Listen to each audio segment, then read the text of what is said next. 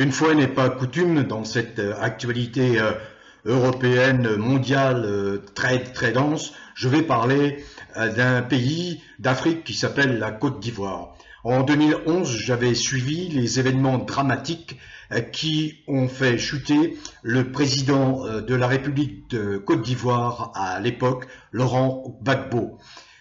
Je voudrais vous parler d'une affaire qui concerne un activiste panafricaniste qui porte le même nom presque que Laurent Gbagbo. Il s'appelle Kone Gbagbo. Cette histoire m'a interpellé parce que c'est vrai que j'avais suivi ces événements de très près en 2011 et j'avais trouvé scandaleux l'intervention de la France, l'intervention de Sarkozy à l'époque. Alors que se passe-t-il? Eh bien, depuis le 26 février 2025, un activiste panafricain qui s'appelle Souleymane Kone Gbagbo a été arrêté de façon musclée par la milice macronienne pour être livré au dictateur de la Côte d'Ivoire, Ouattara.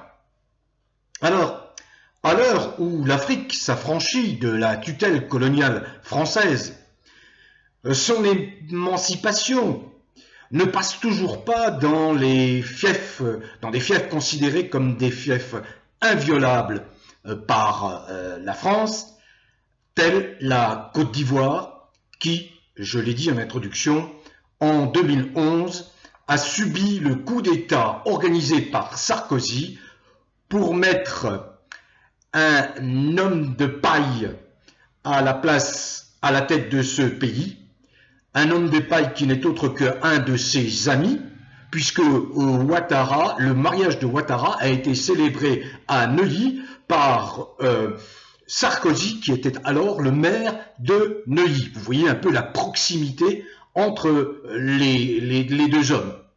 Donc, en 2011, eh bien, constatant que le président sortant, Laurent Gbagbo, avait remporté la victoire, Sarkozy a organisé un coup d'État.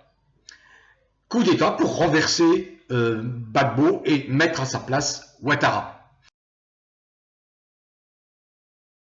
On sait le sort funeste qui a été réservé à Laurent Gbagbo, traduit devant la Cour pénale internationale, le président ivoirien renversé qui a passé plus de 7 ans dans les geôles, dans les prisons européennes, avant d'être blanchi et acquitté. Sauf que, comme le disait Louise Michel, égérie de la révolte, de la révolution de la Commune en 1870 en France, vous pouvez tuer l'homme, mais vous ne tuerez jamais ses idées. L'aspiration à l'émancipation de l'Afrique a fait des émules au sein des jeunes générations. Kone Gbagbo fait partie de ces émules. Il est une figure du panafricanisme qui dérange les vassaux ivoiriens de la France. Ces vassaux ivoiriens de la France actuellement au pouvoir, lesquels tremblent que cette émancipation constatée notamment au Sahel ne fasse tache d'huile. Du côté d'Abidjan, par exemple, Ouattara, qui connaît le caractère immonde du régime déviant macronien, s'est tout naturellement rapproché de Macron pour faire taire ses opposants par la force. Ses opposants donc Kone Gbagbo, dont la parole retentit de plus en plus fort sur le continent africain via les réseaux sociaux.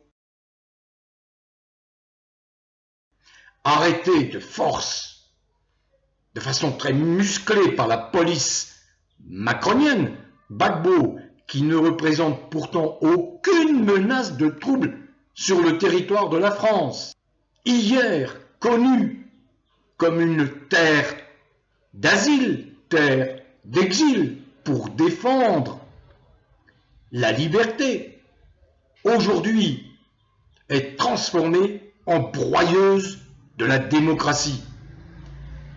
Koné Gbagbo a été placé sous le statut de OQTF, c'est-à-dire obligation de quitter le territoire français. Soit Koné Gbagbo, par la voix de son avocat, a dit accepter d'être placé en résidence surveillée et se dit prêt à quitter la France pour le Mali. Seulement voilà, la France de Macron ne l'entend pas de cette oreille. La France de Macron, je précise toujours, la France de Macron, une ultra minoritaire. Hein. C'est un dictateur, Macron, comprenez bien, vous, Africains qui m'écoutez. Les Français sont à 90% contre le fou allié Macron. Alors la France de Macron veut contraindre Koné Gbagbo à rentrer en Côte d'Ivoire, où il sera bien évidemment mis en prison par le dictateur Ouattara. Son sort est aujourd'hui entre les mains de la justice française. Elle doit statuer.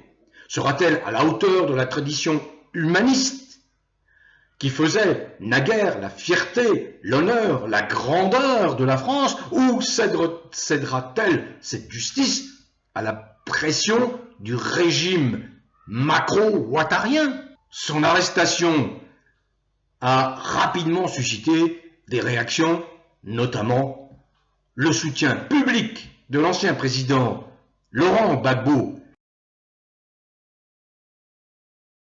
qui a salué son combat lors d'un meeting à Angré le 1er mars 2025.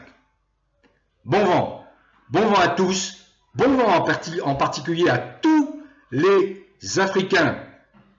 Bravo pour votre émancipation. Prenez soin de vous et portez-vous bien.